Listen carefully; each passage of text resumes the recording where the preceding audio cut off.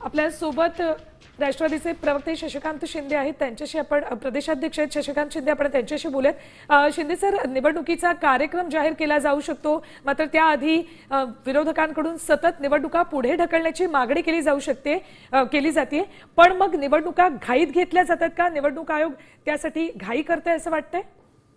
माझं म्हणणं असं आहे की आज निवडणूक आयोग जी पत्रकार परिषद घेत आहे ते केंद्रीय निवडणूक आयोगाची चर्चा करून आम्ही काढलेले मोर्चे, आम्ही घेतलेली भेटी याचं गांभीर्य लक्षात घेऊन सत्तारूढ पक्ष विरोधक सगळ्यांनी केलेल्या सदोष पत्रिकेची मत यादीची जी मागणी केलेली आहे त्या पद्धतीने ते निर्णय घेतील अशी अपेक्षा आहे। तसं ते जाहीर करतील।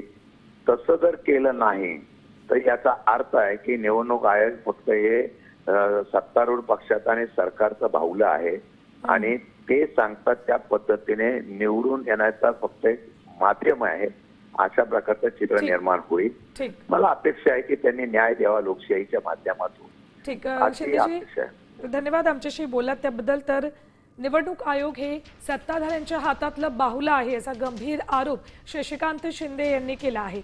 निवडणुकांचं बिगुल आज वाजण्याची शक्यता आहे। राज्य निवडणूक आयोग आज पत्रकार परिषद घेते दुपारी 4 वाजता आणि या पत्रकार परिषदेत दरम्यान स्थानिक स्वराज्य संस्थांच्या निवडणुकांच्या तारखा घोषित केल्या जाण्याची शक्यता आहे।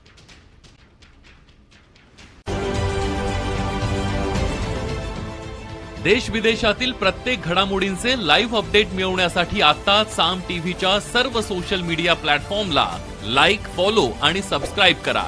तसंच सर्व नोटिफिकेशनसाठी बेल आयकॉन प्रेस करायला विसरू नका।